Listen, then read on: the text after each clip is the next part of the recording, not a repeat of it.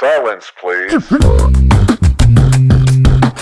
Peanut butter and jelly, Oreo cookie, zebra cake, wasn't white enough, wasn't black enough. These are all the things I had to go through growing up. And if you're anything like me, you're left with confusion, doubt, self-esteem issues, not knowing which way to go, not knowing who to talk to. Do you talk to your mom? Do you talk to your dad? Do you just keep it to yourself? Will your teachers understand? Will anybody understand me if they're not mixed like me?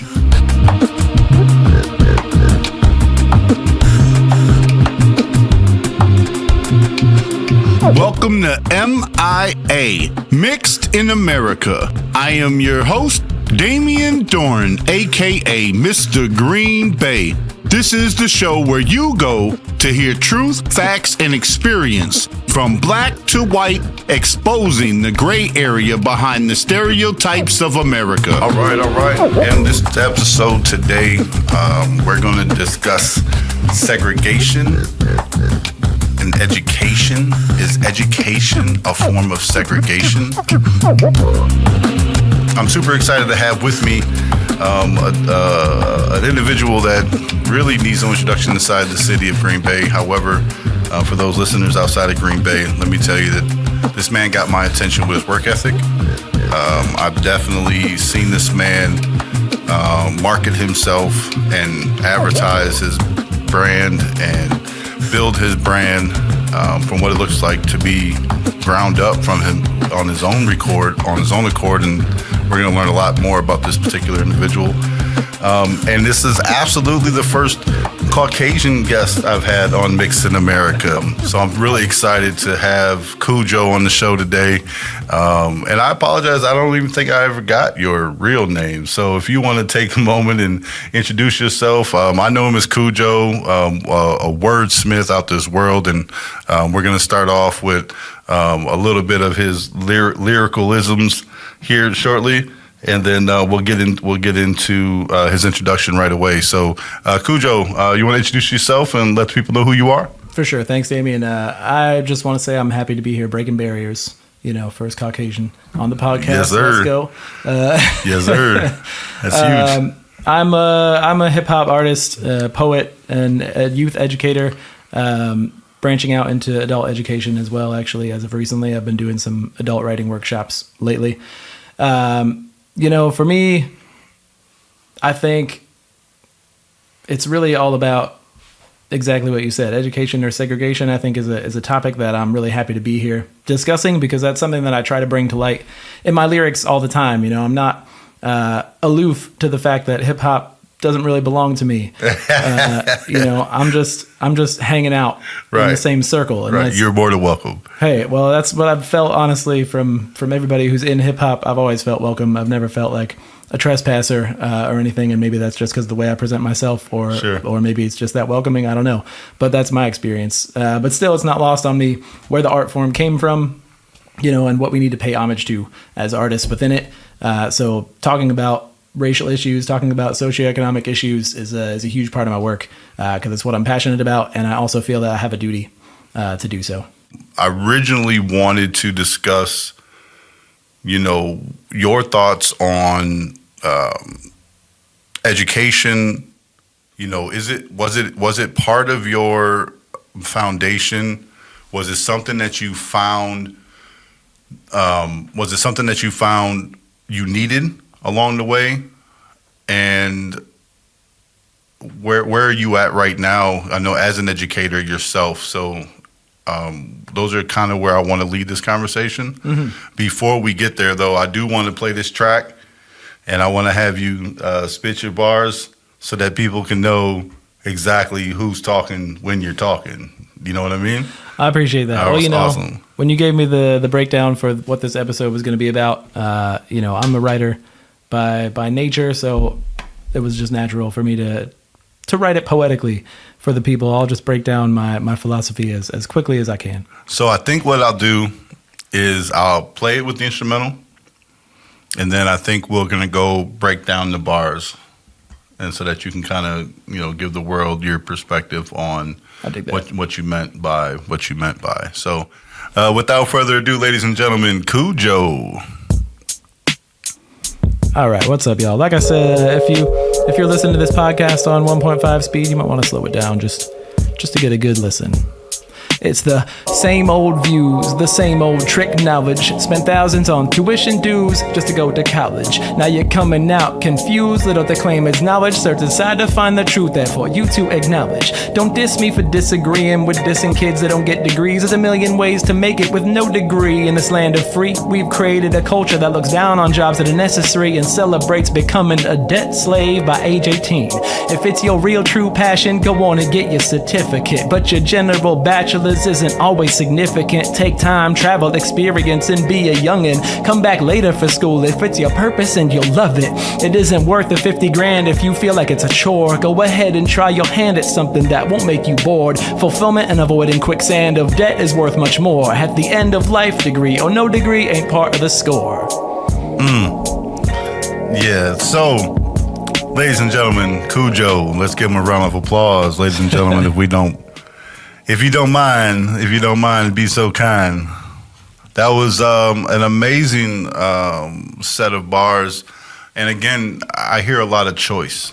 And you know, like when it's all said and done, you touch base on both sides. Hey, I'm not necessarily anti. I'm not necessarily for or pro. However, if it's for you, then do it, right? That's kind of... Definitely. And I think that, you know, maybe a reflection of my upbringing coming from a white household. It's a upper middle class. For me, college was never presented as a choice. Not even in the slightest. You know, of course, my parents surely would have been like, we still love you even if you don't go to college. But college was never talked about for me, ever. It wasn't a topic of discussion. It wasn't an idea. It wasn't like a goal or inspiration to achieve. In fact, I don't remember a counselor in school talking about college to me. So for you... Now, could I ask, how old are you? I'm 45. Okay, so I'll be 35 this year. So we've got just a little blip of a gap. And I wonder, you know, how much of our differences in experience is related to our different upbringings and how much is related to different societal expectations in the schools and stuff like that. Because I do feel my wife is 42, I believe. So she's kind of like just past that cusp as well, where college was definitely not as much of a, you know, written in stone path after high school. And so I don't know. I'm just speculating, but I wonder how much of that is, you know, a change in the kind of school goals from a guidance counselor perspective and all of that. Well, I think it has I think first and foremost parenting. I think it all, like, as a parent now, I wouldn't have said this 10 years ago. As a parent now, though, I think a lot of it has to do with parenting. I think I've not only spoken about college to my son. Speaking of my son, I've not only spoken about college to my son, but I've also enrolled him in classes that were held inside of a college campus to kind of break that ice. Because I feel like if the seed's not planted, it doesn't have potential to grow. It's just a seed, right? Like, you can hold on to seeds all you want to, right? Like, I know people that are seed fanatics because they feel like the world's going to end. But you're not planting these seeds; you're just carrying them in a box. I was gonna say they have an expiration date. Just they do. FYI. Right. So plant the seed and let it nourish. So for you, did you grow up in a educated household? Yeah. So excuse me. My father is a doctorate of education. Okay. So he went to school for, I don't know, what is that, 8 to 10 years? 1,000 years, right? Feels like 1,000. So that surely had something to do with it. And you know, there was definitely strong influence and pressure from my nuclear family to go to college. But honestly, I felt like as a teenager, you know, in the 2000s, I think wholly in the 2000s, I was 13 in 2001 or something. Okay. Growing up as a teenager in the 2000s, it felt like Hollywood movies, guidance counselors at school, college reps that come to the school to talk to the kids, everybody, my friends, probably from being culturally conditioned in the same way. It was just a given. It was this kind of thing where I grew up in Florida. So again, Who knows what differences there are between Florida and did you grow up in Wisconsin? I grew up primarily Chicago, Wisconsin. Yes. Okay. So I do think the Midwest has a more favorable view of blue collar work. In Florida, there's not a favorable view of blue collar work at all. And maybe that reflects the fact that a lot of the blue collar work is done by immigrants and stuff like that. And there's probably some kind of, negative perception that well-to-do white people in Florida have about immigrant population, or who knows. I don't want to unpack all that right this moment. Right. But I do think in Wisconsin, since moving here, there's definitely a more favorable view of, self-employed contractor type work, specialists, electricians, carpenters, and all those kinds of things. Whereas for me growing up, that none of that was even presented as like a potential road forward. It was, you can finish school and get a dirt job and be poor for the rest of your life, or you can go to college and make something of yourself. And obviously as a kid, that's an easy path to choose. I don't want to be the janitor. I don't want to be out here mowing lawns at 90 degrees for 9 months out of the year in Florida. That's not what I want my life to be. Right. And so for me, it did always feel like this predetermined destination that everybody was expected to go to. And I think I have some of my feelings are shaped probably by that upbringing. Sure. I can't imagine being raised by a doctor, first and foremost. He's pretty humble. He's a pretty good dude. But pressure is pressure. And it's not always applied the same, but nonetheless, pressure. Sure. So I'm sure there was some pressure for you as a young adult, growing into your man at 13, 14, to where it was like, okay, let me do this because of the expectation or this the stature that was set above me for me by my parents. Because again, I think it stems back to parental units. Again, cultural differences, right? Now I'm mixed, but culturally, I'm black. Like I've resonated black from early childhood. And it was primarily because I was accepted by my black folks. But I felt like I experienced racism from my family unit first. My mom's side of the family, sitting us at different tables. The Christmas gifts were different. Yeah.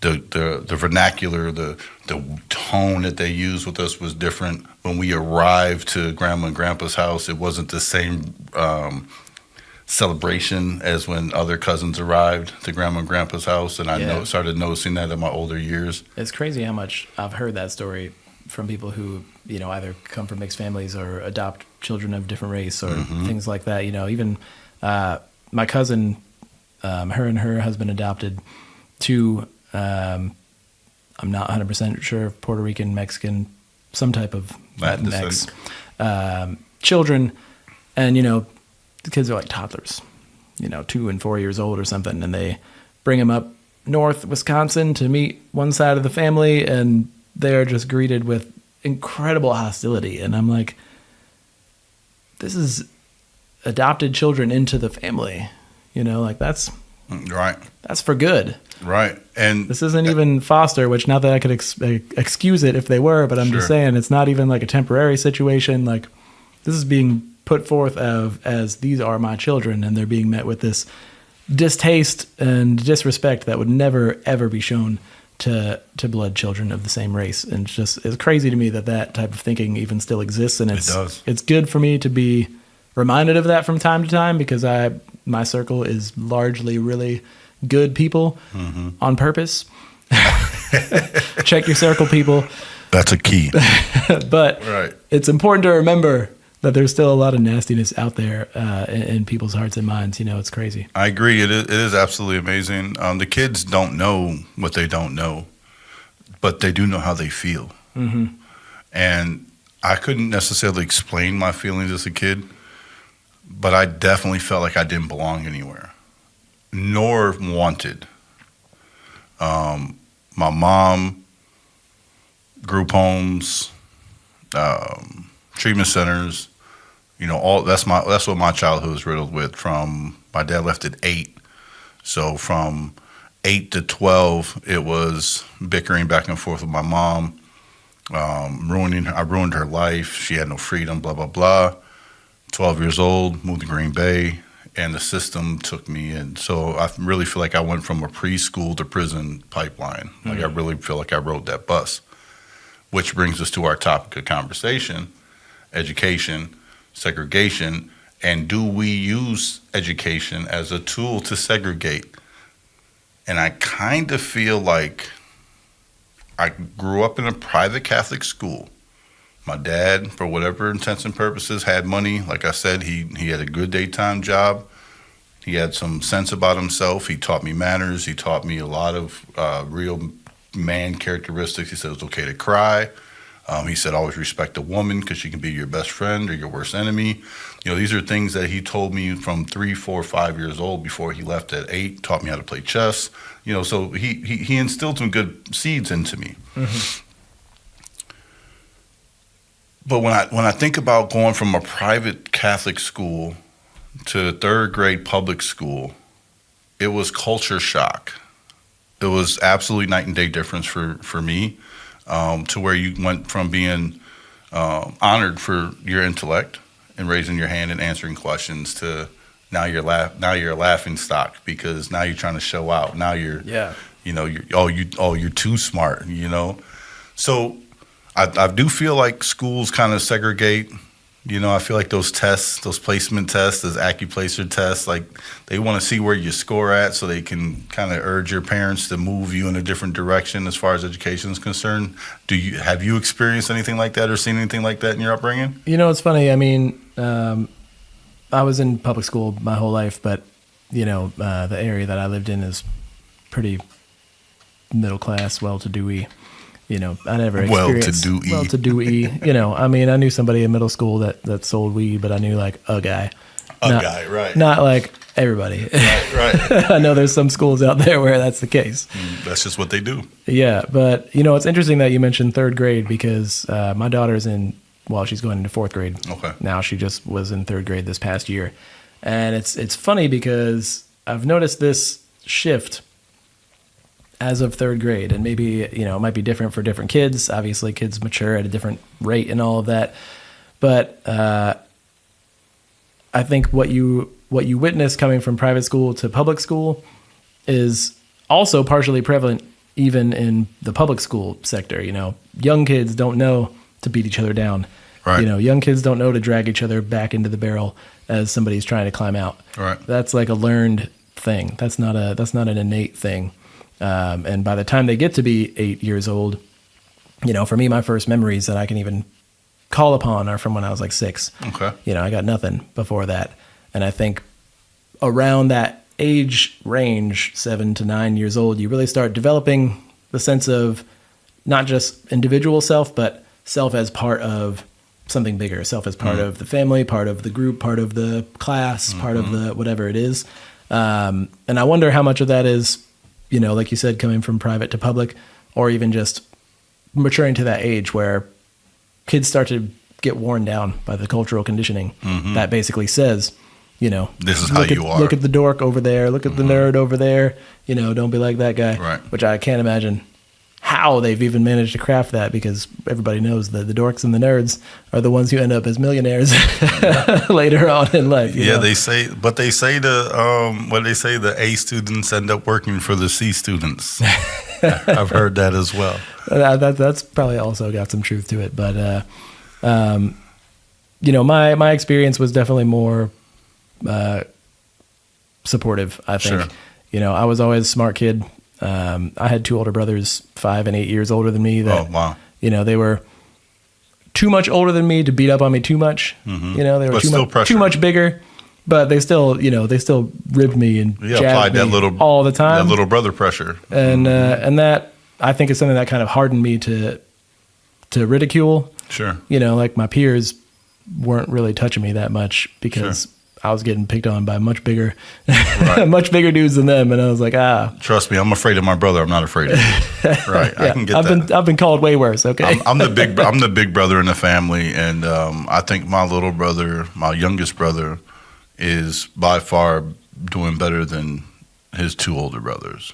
To his testimony, I'm not taking any credit, but I think that happens. I think, as a youngest, you're like very observant. You acknowledge things. So I think that, that's another way that education can benefit other than institutional style education. It's like we learn from each other, right? So talking about the crabs in the bucket analogy, I think that is a learned behavior. Like I do. I think I think at some point as a youngster, you observe your surroundings and you realize that you don't want to be a crab in a bucket. So you become a monkey in a barrel. Right? Like I was always the guy who had my hand on the edge, grabbing out for other people to pull them up to get over or beyond whatever level of existence they were in. I like that analogy. So I countered my crabs in a bucket analogy with monkeys in a barrel. And which one do you want to be? Well, I wanted to be the one that helped other people be successful. Little did I know in my education, self-education, that in order to get what you want in life, you should help other people get what they want, to truly get what you want. And I didn't know that as a young age. That wasn't taught to me, but it was in me. And I think that's the spirit of God, but we'll digress from that because I don't want my listeners to be like, oh my God, he's going to go to church on us. So let's go back to upbringing. Can I jump in on one please. second though, just to kind of bring it back into school? Something that I was thinking about. One thing that I honestly don't remember whether or not we had when I was a kid, but I know that Wisconsin has had it for a long time, is school choice. And this is something that I really grapple with as a parent because on the one hand, I would like the opportunity to choose what school my child goes to. Absolutely. As you should. reason. Right now my son goes to Preble and we live on the west side and there ain't no bus that will take him. So we got to take him ourselves every day. And I realize that's a privilege that I have that not everyone can afford. But for us, it was the right choice. For my son, we used to live on the east side. He has friends that he came up with, and we really like that core group of friends. There's 4 of them that we just love them, which is rare for boys, especially. True. And so for us, it was like this is important to keep them together and to send him to that high school. But I also see the other side of that argument where school choice inevitably leads to segregation. Because if you have the privilege to choose, not everyone does. And so the people who do have the privilege to choose, and the people who don't stay. And then you end up with the segregation of schools that's just going to naturally happen out of socioeconomic stratification that just takes place. So I really struggle with a lot of these issues. In my rap, I don't want everybody to think like, oh, he's anti-college, anti-education or any of this because I went to college. I did too, recently. I know many people who went to college and it was a great experience and it was very important for them. And I know just as many people who went to college and it was a complete utter waste of time and an enormous debt on their back that they still carry and probably will for another decade. Yes, or until they die. So, I have nuanced opinions about this and I think that's one thing that as a people we need to really embrace a little more is the discussion and the realization that most people are trying to do the best that they can with the tools that they have. And just because I made the choice to move my kids to a different school than they were zoned for doesn't necessarily mean that I'm pro-segregation. It more is a self-preservation tactic that I initiated. And whether I feel good or bad about it, I don't know.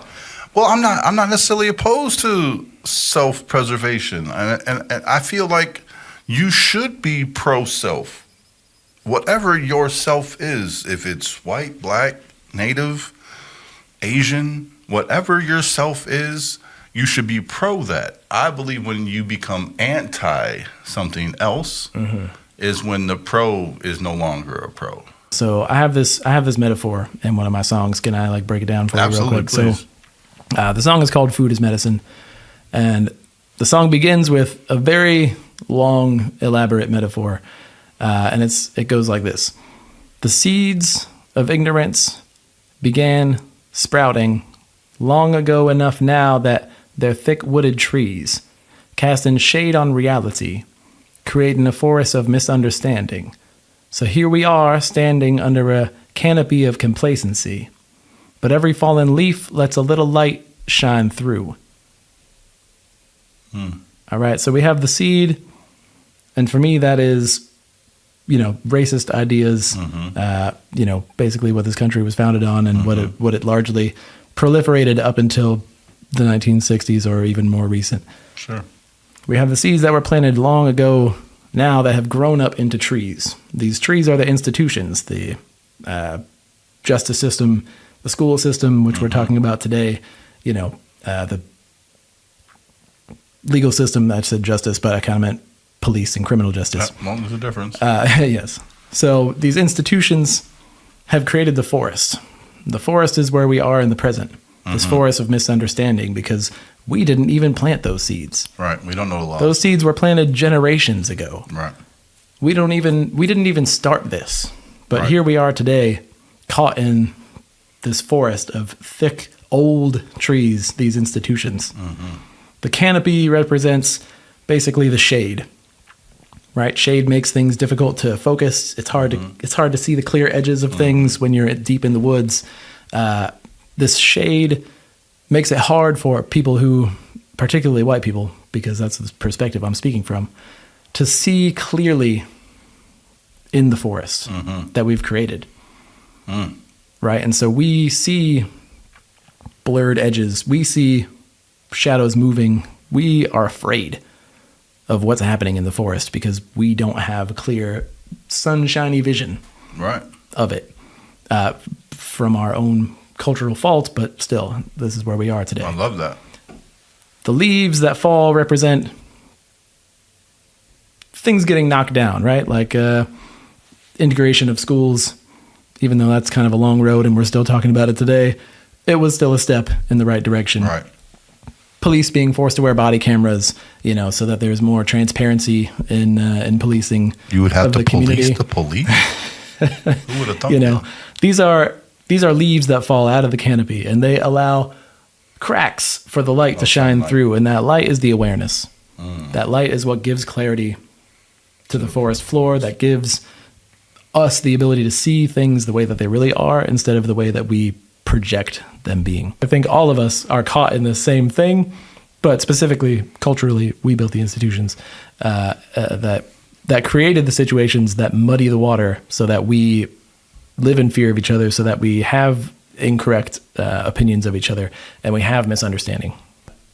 But, I didn't need the school to teach me to figure out that Christopher Columbus wasn't a great guy and that we stole the land from the Native Americans, I didn't even in my mind, it just didn't compute at that early age. Like I was still worried about what I was going to eat for dinner. Sure. Well, I never thought about it as a young person either, but I do think it's I don't know. There's a lot of controversy going on about critical race theory and all that. And honestly, I don't know enough about what even critical race theory is as far as what's being taught to share any opinion on that.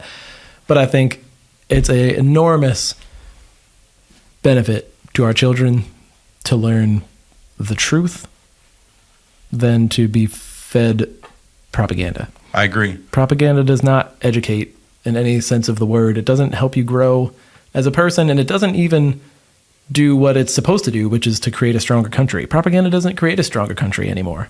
No. Maybe in the 80s it did. Maybe during the Cold War it did. Maybe back in history it did because you couldn't know any better.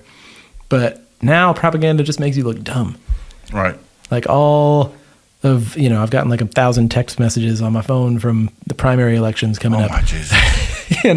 And they're all just so incredibly disconnected from anything that's real at all. I agree. Like if one of them just texts me like some real shit, like, hey, this is my platform. I'm going to try to pass this, this, and this because that's realistic, and I'm going to have to work across the aisle in order to get it done. I would love to do these radical changes, but more realistically, here's the things that we can accomplish. I would just vote for them immediately. I don't even care if they were on one side or the other, what party they were for. I'd be like, hey, this person's telling me the truth. You know, which is literally all we want, right? Nobody wants to be lied to, stolen from, or cheated. If it's intentional or not. The truth is that it is happening, and so we have to acknowledge that it's happening before we can do anything about it. And that's the gray area that we talk about, right? Like just acknowledging the truth, just acknowledging the fact, just acknowledging that it exists. Yeah. Now what? For me, acting like racism isn't a thing, which is what I attempted to do in my early life, it didn't make sense to me. But a lot of people don't think that way. A lot of people I've literally seen people disregard somebody because of the color of their skin. And that blows my mind to this day, even, that's a problem. That is still an existent problem that we have here in America, that a person's color of their skin will dictate how they're being treated by a job, a bank, an officer, a judge, or somebody in somehow, some way, in an authoritative manner or figure over a person's acceptance or freedom or financial stability or loan or education. I think that's a problem that we need to really discuss. You know, I think that's the reason why I'm here. You know, like the reason why Mixed in America is, you know, wanting to rip that Band-Aid off. That's a big problem for sure. Huge. And to me, you know, what you said, you know, people disregarding someone or not giving them an opportunity because of the color of their skin. You know, I think a lot of the time, if you ask that person later, especially a while later down the road, they'd be like, oh, of course not. That's not why. There's this reason, this reason, this reason. But it's not because they're lying to you or they're trying to pretend like they aren't racist. I think it's because racial conditioning is so deep that we don't even realize that we are executing racism in the moment. And I'm saying we, as in probably white people, but certainly myself. It's one of those things that's very difficult to break down and get out of. And this is something that numerous people of color have helped me to understand, because, you know, I like to think that I was woke before being woke was cool. Before it was a movement. But, you know, I always kind of was like, no, of course I'm not racist, you know. Mm-hmm. But when we really break down the way that our mind works, it's not about, I think black people are inferior, like the Confederate South, perhaps. That's not the kind of racism that we're dealing with on the large part. Right. I still know a few people who are hopefully in the twilight of their lives that are about to leave the earth that hold those beliefs. Right. But it should be almost over by now. I would like to think so, but right. there are some young people who still do too. But by and large, I think most people, you know, don't have that inferiority feeling. It's that they have predisposed attitudes and beliefs about people that are generalized, you know, and it's not, they don't only have those beliefs based on the color of skin. There are other things that you can say. If you are, you know, convicted felon, you will have this wheelbarrow of baggage that someone attaches to you in their brain before they ever know anything about you. Because they know you're a felon. Right. Mm-hmm. And so that's a good example, I think, because they will know you as a felon before they know anything else. And I like to use that example because it's way more universal.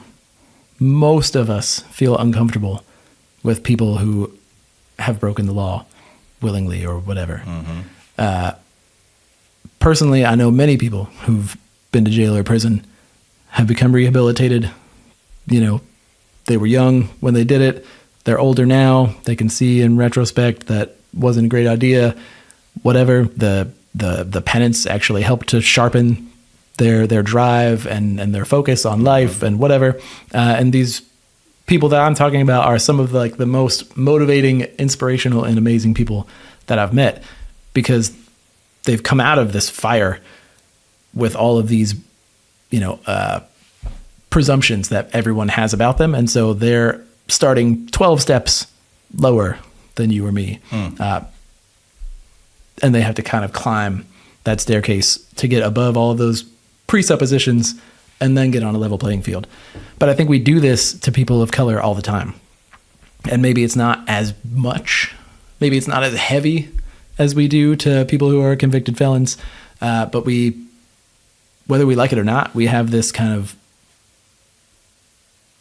long conditioning and this image that's been portrayed. So yeah, just to kind of unpack that a little bit and really clarify what I'm saying is, I think probably all of us, but speaking from my perspective, I'm only going to speak for white people, because that's the only group of white cis males, we'll say. How about that? That's the only group of people I'm authorized to speak about. Right. But I think all of us have lots of work to do internally, to dissect the beliefs that we have, to question the almost subconscious reactions that we have to people of different types, and start to examine where those came from, why we have them, and whether or not they're justified. Media. Well, that's certainly a big part of it. News. Yeah. Hollywood. Right. Well, school. Parenting, there's lots of ways that conditioning comes in. You talk about how deeply embedded the system has portrayed racism, the idea of racism. It's everywhere.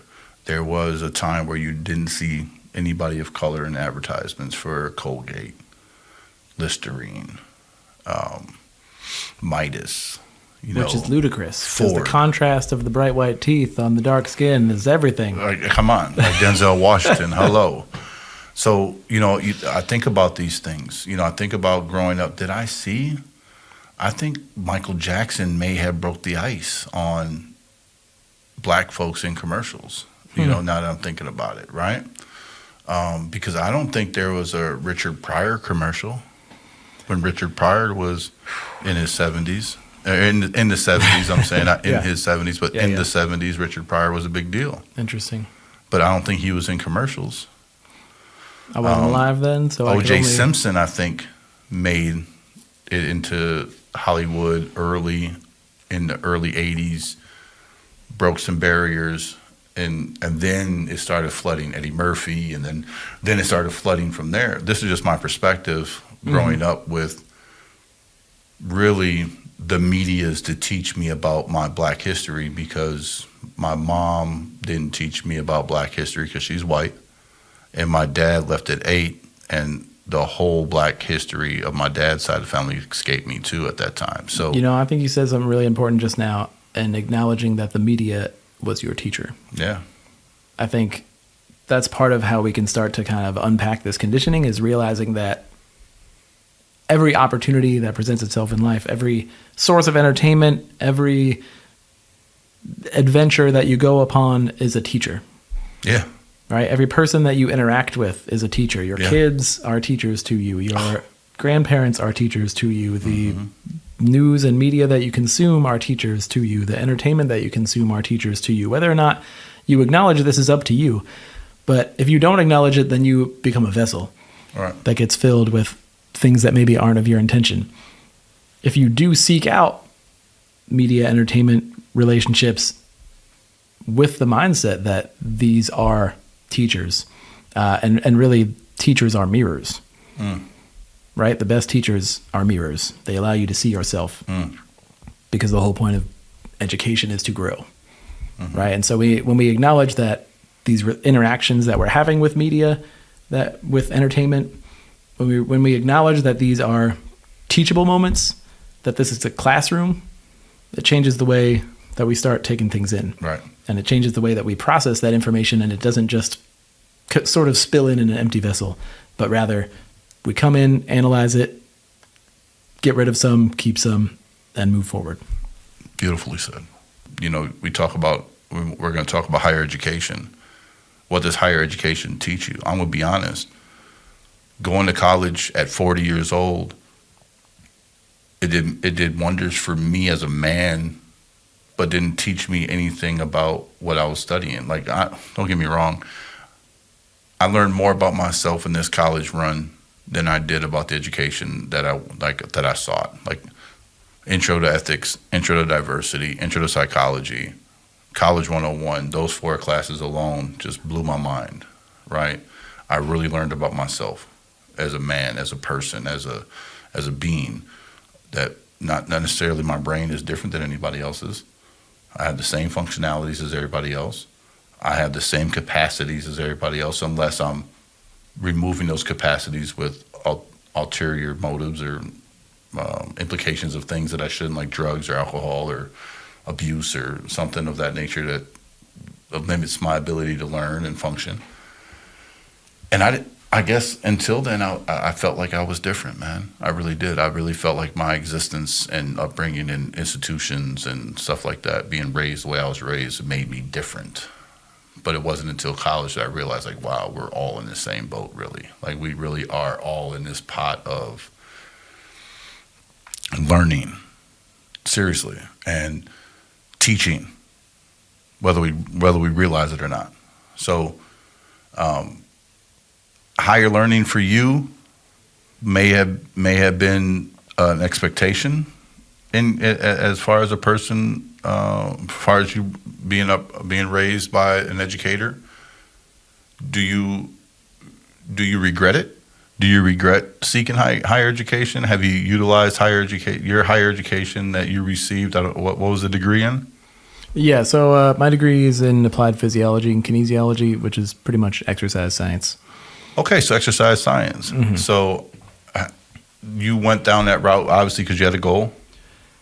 Yeah, so I think this is a really interesting kind of dichotomy between us because, in my opening rap, I talked a little bit about, maybe putting college off until you're grown and understand the value of that education and decide whether or not it's actually something that is going to be beneficial for you.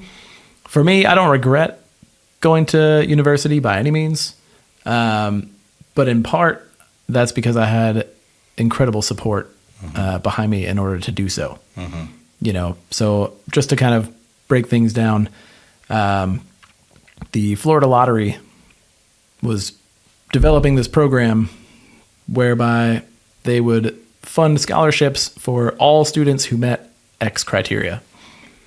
There wasn't a limit. There wasn't a cap on the number of people that they would give the scholarships out to. There wasn't a application process. All it was if you hit these metrics, if you get this GPA and this test score and you do this much community service and something else, they will pay for either 75 or 100% of your tuition, depending on your scores, basically. Wow. Which was crazy. Sounds like an awesome program. I never heard of nothing like that. They maybe overshot a tiny bit, and I'll discuss that in a minute, but because they didn't cap it, it was just open for anyone who met these metrics. All of a sudden, those metrics became, the focus. Sure. As opposed to maybe other educational pursuits. But so very fortunately, I got 100% scholarship tuition through the Florida Lottery because I had whatever GPA and test score criteria. Now, over the years that I was in school, the 4.5 years that I took to do my bachelor's, every year I was getting less and less money because the program was running out.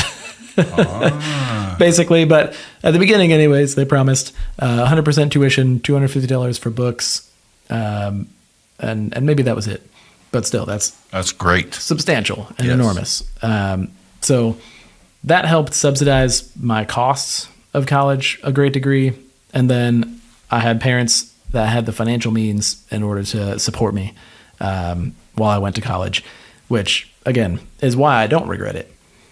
I was in a position to take advantage of this opportunity. I should have taken more advantage of it than I did, probably. But for me, I don't have a lot of baggage that I have to carry with that. Now, I still have some student debt because it took me one additional semester to complete. So after 4 years, the scholarship program was no longer continuing to offer me any support. And I did have to take a small student loan to get through my final semester, basically, which is okay. But 10 years later, I'm still paying on it.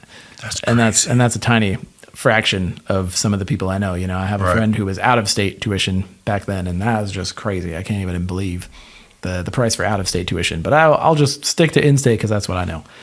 So for me, it was a great experience. It was worthwhile, and it didn't saddle me with ridiculous amount of debt. Sure. Now, that said, I really enjoyed the challenge that college provided because if I'm being honest, and I know this isn't everyone's experience, but high school was not challenging for me. High school was, I will say, I think I got a 4.2 GPA. I wasn't valedictorian, but I was top 10 or something. And I did not try. Are you serious? So you're a savant. And, you know, I think that's, again, very privileged with the upbringing that I had and the space that I had to grow in. And so maybe I was just a little ahead because of those legs up that I had. But for me, personally, high school was not mentally stimulating in the slightest. You know, and so we fucked around a lot. But you still got your work done. Yes. But again, you know, I'm sure I turned in some assignments late that I was granted grace on because I was a good student. And if I had been a bad student, they would have been like, no, you can take the 0. You know, all kinds of stuff happens like that. Mm-hmm. But for me, I really enjoyed the mental stimulation that college courses, you know, met me with. I went from, you know, high school where I felt like you're treated as a kid, maybe rightfully so, but maybe not, to the second I stepped on college campus, my professors expected adult behavior and adult results out of me. I failed my chemistry class. Maybe I dropped it before I failed it, so as not to tarnish my GPA. Hit the eye, right. But I took chemistry. I went to school hoping to pursue microbiology. God knows why in retrospect, but I think I wanted to do some kind of research. Failed chemistry so horribly that I gave that up immediately and changed my major. Having no idea what I should change my major to, I decided I should learn about the body because in 13 years of school, nobody has taught me hardly anything about the vessel that I inhabit and the thing that I'm stuck in, that my brain is stuck in. You know, they focus a lot on the brain and not so much on educating you on how your body works and how to properly take care of it and how to, you know, go the distance. Yeah, I was never taught that the brain and mind were two separate entities. Mm-hmm. Now, so for me, I don't regret it, but I know many people who regret it, who went through 4 years of undergraduate just to basically get an entry-level job at a corporation with 500 other people, make no more money than they would have made had they not gotten the degree, and now have $50,000 worth of debt. That's the American dream, though. Yeah.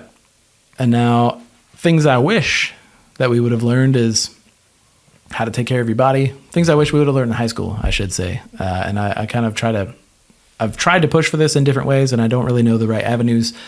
So educators and school board people, if you're listening, what I think is really important that we learn about in high school is how to take care of our bodies, how to take care of our mental health, and how to take care of our finances.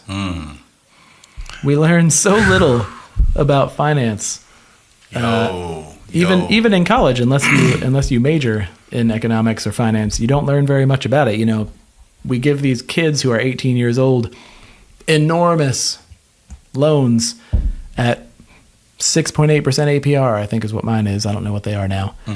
I don't know what that means. But now, as a grown man with a mortgage and understanding of how these things work, I know that 6.8% APR doesn't mean I'm going to pay 6.8% back. No. It means I'm probably going to pay 70% extra back. If you pay just if I pay it off in 20 years, which is about the average for students to pay off their loans is 20 years. So that's crazy. That is. And this is where my beef comes in, is that when college was sold to me and my peers, none of this part was discussed. Right. It was always the assumption that, well, it'll definitely pay off.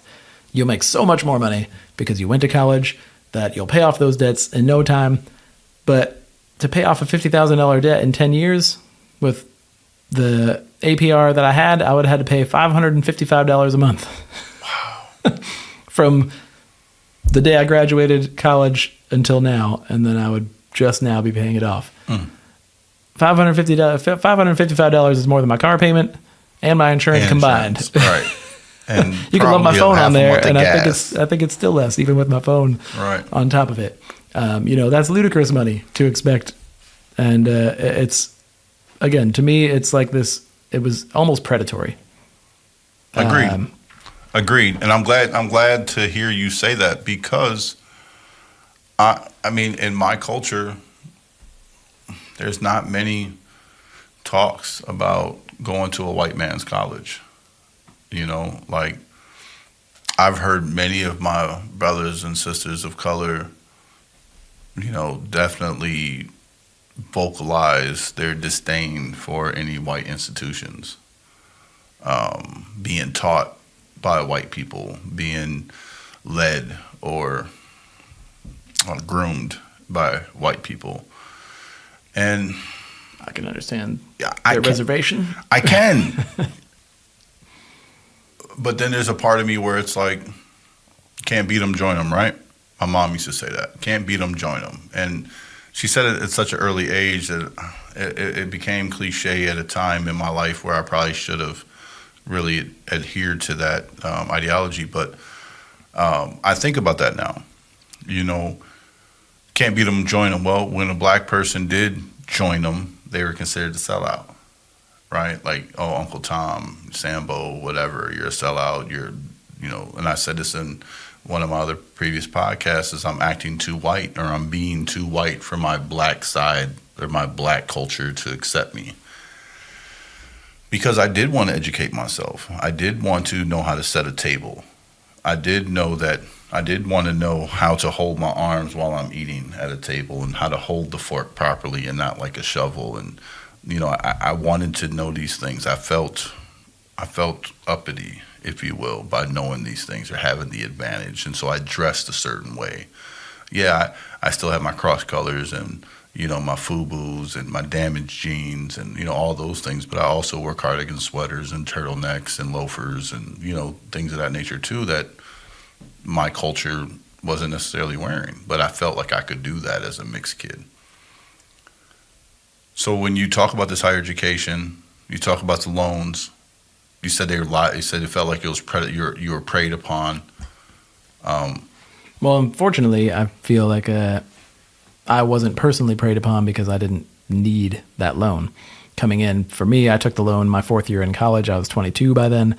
I had a better understanding of what it is that I was taking, and I took a lot less because I only needed one semester worth. Sure. However, in general speaking, you feel like the system, the college system or the educational system there is preying on the lack of education that people have because they're not financially educated. And I will admit that I'm a researcher. Anybody who listens to my songs will know that I don't just pull all this stuff out of my head. There's not a cloud. There's not like an information cloud that you get. I take time to kind of educate myself on topics and dissect the information and kind of distill it into what I think it means anyways, because that's really all I can say. But a couple things that I learned about in processing this, and actually something that I didn't know before. So I've discussed the loans a bit. Now, I did know that the loans are the only type of unforgivable loan that there is in the country. Any type of loan you can get. Student loans are the only one that are forever. Bankruptcy will not save you. Death will not save you. But what I didn't know was they'll actually take your Social Security. There are people right now who have their Social Security being docked in order to pay for outstanding student loans. And now, while there's probably some people who went to school in like their 50s or 60s or something, and maybe that's part of it, I know for a fact that there are people who've been paying their loans for 20 years, have paid much more than they ever borrowed, and are still having their Social Security that they've paid into their entire lives. It's supposed to be the safety net, supposed to be the financial grace for you to grow old with style and enjoy the evening of your life. Mm-hmm. And it's being taken to pay for student loans that really have already been repaid. I mean, if the government is out here handing out loans for education because we are behind as Americans, behind European countries and stuff, behind Japan and Korea and I believe China now as well. Part of the reason that the government subsidized these loans and proliferated the idea of higher education was for us to catch up, but trust that profits are being made and not just by the institutions, but by the loan, not just by the educational institutions, but by the loans as well. Another thing I learned was that the cost of tuition has raised over the last 20 years by about 140%. But the cost of wages has only gone up by like 75. And that number may be higher now. The last quarter has been kind of a crazy jump. So those are as of 2019 or 2020 numbers. But again, we have this increase in tuition, increase in wage, right? So we have the increase in the cost of the investment and the relative decrease of that potential payoff, and again, these are not things that are being discussed. Nobody talks about higher education to young people in this way. Nobody says this might be a gamble. Right. If you came up to a kid and you were like, hey, you want to spin the wheel and see what happens? That would be a more realistic and truthful way to present higher education. Well, true. I mean, not to mention we're in an era of time where a 14-year-old can make more money than a 30-year-old. Sometimes. I mean, the digital era has proven that. These kids are unboxing things, and their parents are forcing them to unbox things. And I do always wonder about that. My daughter found Mariah Elizabeth a while back.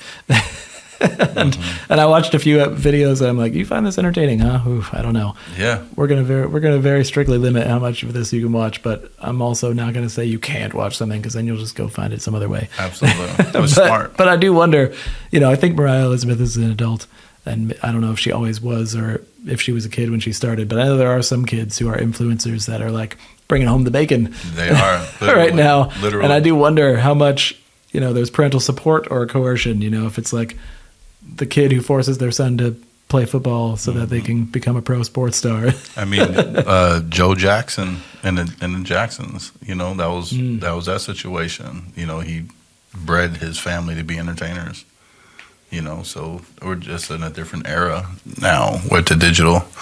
But to go back on, the loans aspect, the higher education,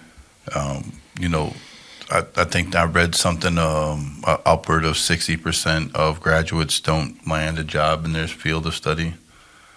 I read that more females graduate from college than males now. Which, good on the ladies. Hey, equal rights. But again, is education segregating people because of the debt that they're being placed in? Well, and here's what I think on that subject, so this is something I thought about a bit when I was kind of trying to unpack all the layers of not just how I feel about higher education and education as a whole, but is it contributing to segregation of our society? And one thing that is really difficult to deny is that while tuition is expensive, the average cost of attendance, I think, for Wisconsin for undergraduate is $20,000 per year for in-state. Tuition, I think, is only $7,000. So the other 55, 60% of the debt that they're taking is just to live, just to be alive, just to not live in their parents' basement, which not everybody has that opportunity to do so. So if you do have the supportive family that allows you to live there while attending college, you don't have to take as much of a loan, right? If you do have the supportive family that will, even better yet, pay for you to go stay on campus and pay for your food and handle your business so that you can focus wholly on the education that you're getting, you have to take less debt, right? And I think that is where we really get into this gray area where it's like lower socioeconomic status is going to put you at a severe disadvantage to people who are of higher socioeconomic status. And this is America. We never have frowned upon this sort of thing. This is kind of how we live as far as that goes. But when it comes to education, it's like you have to ask the question, is this a right or not? Right? We've decided that K through 12 is free. We've decided this based on lots. Free-ish. Yes. Free-ish. Free-ish for certain. Because it's $200 a year for me to put my son through public school. True. But there are also, if you qualify for food stamps and things like that, there's subsidies that are supposed to help out. Nothing's perfect, of course. But generally, as a society, we've decided K through 12, you shouldn't have to pay for.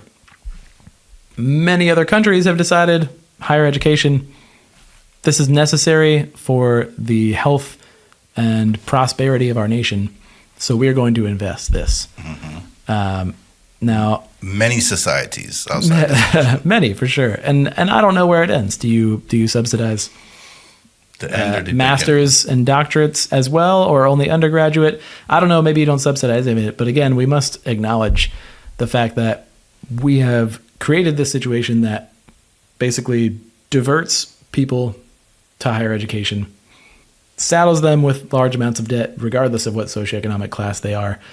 But the people who are of lower socioeconomic status as children, which they have no control over for themselves, are far heavily more burdened. Right? And if you're in debt, you're much more likely to take whatever job you get when you graduate college than if you have a little float. Right? For me, absolutely. Again, for me, I had support. I graduated school, and the first thing I did was leave my home in Florida and go to Colorado, which was basically like the polar opposite of where I came from. Colorado was the youngest growing population. Florida's the oldest. Any final thoughts? Or Sure. I mean, I think we unpacked a lot.